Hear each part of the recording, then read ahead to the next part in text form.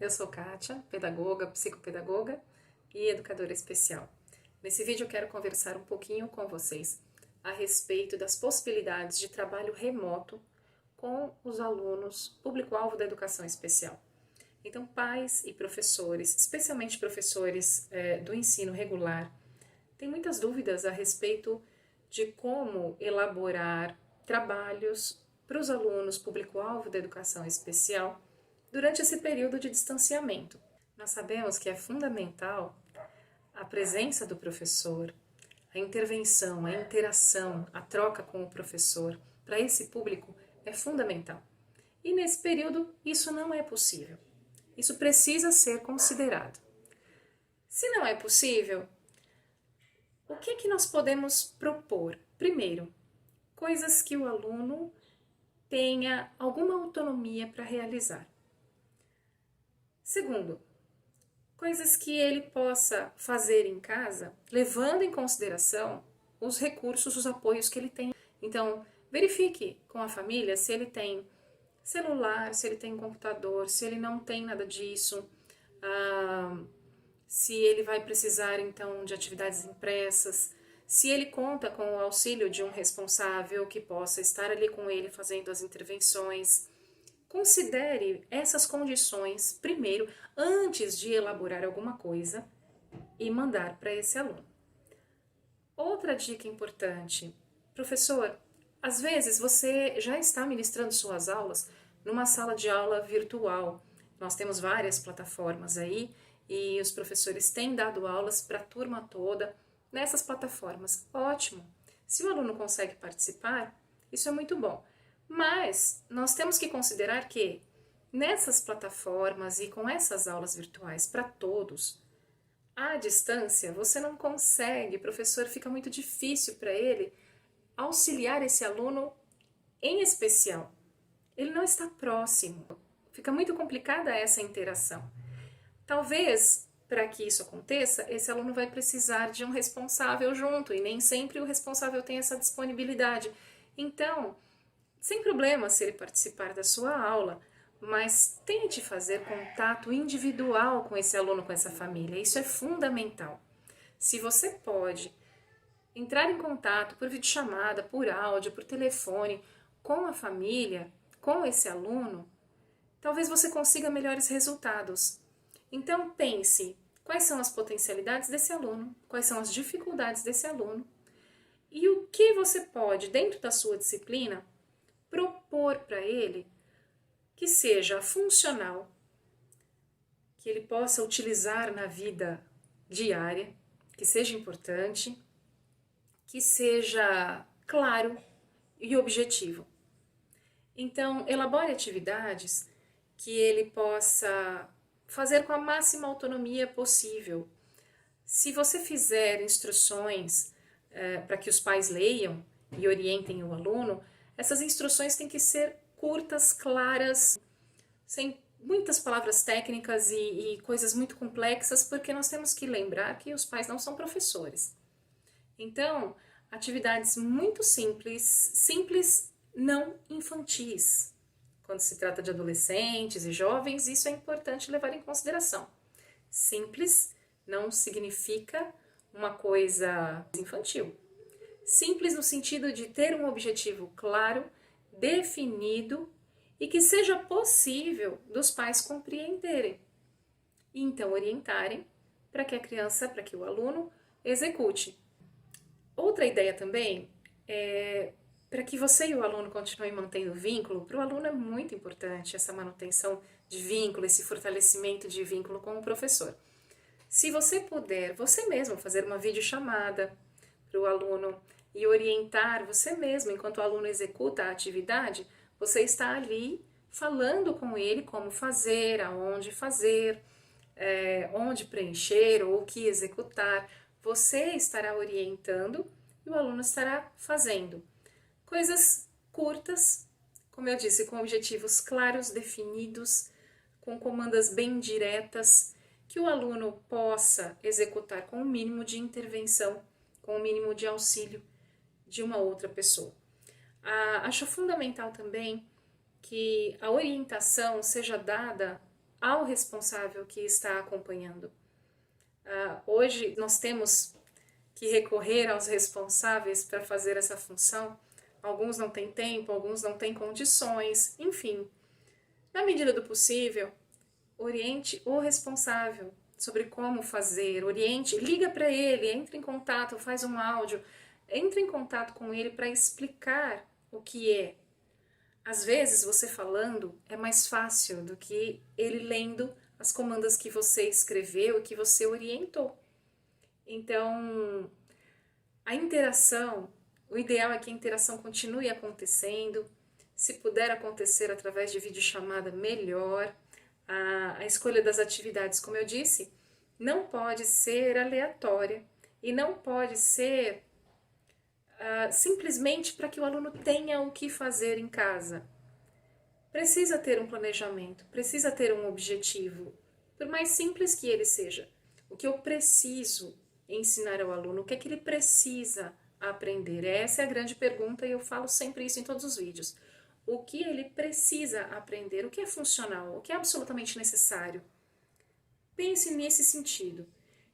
Descobrindo o que ele precisa aprender, aproveite as potencialidades que ele tem, verifique os recursos que ele tem em casa, para então elaborar atividades que sejam coerentes com a realidade que ele tem em casa, com a potencialidade que ele tem e que também leve em consideração alguma dificuldade que ele possa ter.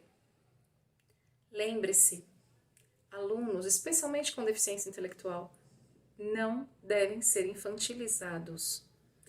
Nós temos muitas vezes aquele sentimento de piedade de pessoas com deficiência. Esse sentimento atrapalha muito no desenvolvimento das habilidades, atrapalha muito no desenvolvimento da independência de uma pessoa com deficiência. Aliás, atrapalha, acho que no desenvolvimento de qualquer pessoa. Nós precisamos enxergar que essas pessoas têm potencial. Isso precisa ser considerado e desenvolvido. E essa pessoa precisa ter oportunidade de crescimento.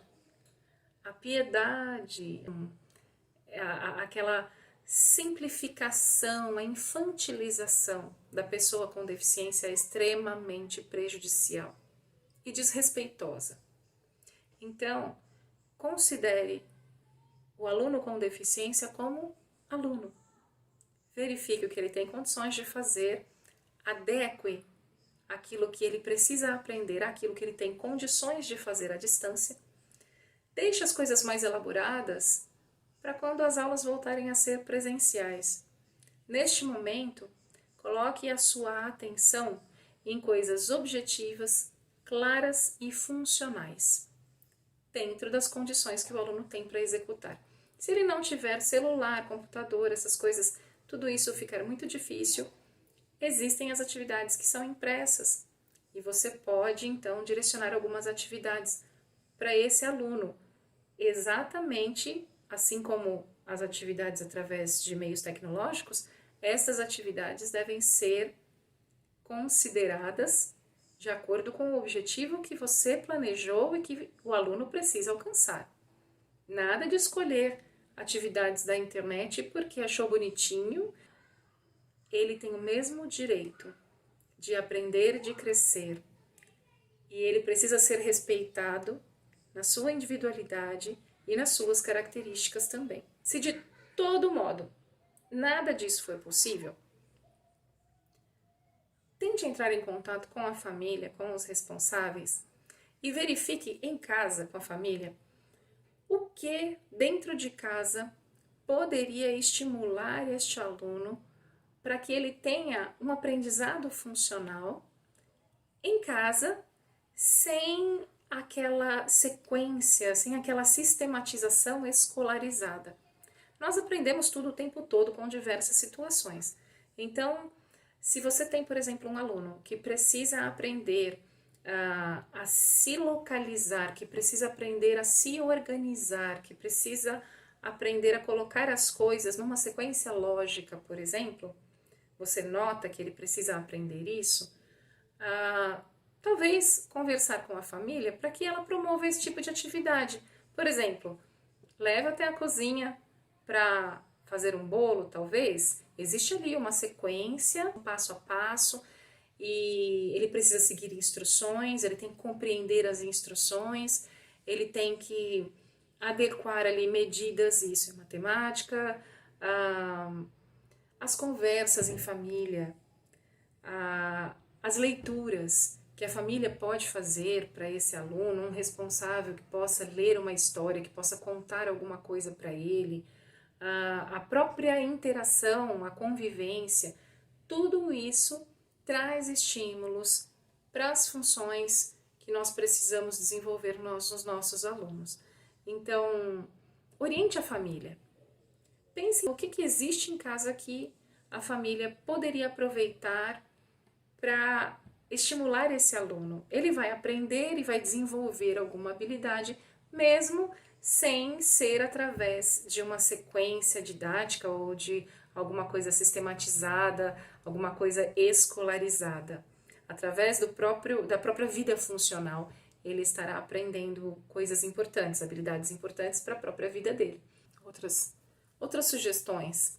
Alunos com dificuldades motoras, por exemplo, precisam trabalhar a coordenação motora fina. Um tênis, colocar o cadarço, passar o cadarço ali no tênis. É uma atividade de coordenação motora fina. Ajudar a mãe ali a escolher o feijão. Também é uma atividade funcional e de coordenação motora fina. Artesanato, recolher a roupa do varal e embrulhar as bolinhas de meia. Coordenação motora também, sequência, organização. São habilidades importantes para todos. Professor de educação física que tem feito vídeos com alongamento, com movimentos, com música, para enviar para o aluno também. Então, pense em coisas reais para este aluno, que ele possa desenvolver coisas reais. Coisas que podem ser trabalhadas em casa, sem a sistematização pedagógica, mas que estão desenvolvendo habilidades, estão estimulando funções cognitivas importantes. Então, pense nessas possibilidades, não se esqueça de que você tem estes alunos lá na sua turma e de que eles vão precisar de uma assistência um pouquinho diferente. E é importante também, professor, manter contato com a família para ouvir o retorno. Então, você solicitou, por exemplo, que um aluno faça esses trabalhos de coordenação motora através daquilo que ele tem dentro da própria casa, que é muito mais interessante do que ficar fazendo exercícios motores numa folha, num papel, aquela coisa de cobrir pontilhado, né? Às vezes, para um jovem, para um adolescente, isso não funciona. Então, talvez você tenha proposto esse tipo de atividade para o seu aluno. Tente entrar em contato com a família depois, para ouvir da família como foi isso. Como foi o desenvolvimento, se deu certo, se não deu, se é possível que a família tire fotos ou faça vídeos para enviar para você. Nós precisamos, assim como vocês têm feito com os alunos regulares, nós precisamos criar possibilidades para os alunos da educação especial também.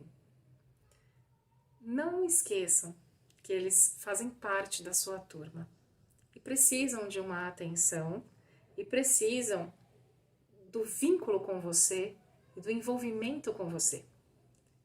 Então, criem, pensem em possibilidades que possam manter o cérebro dessas crianças ativo.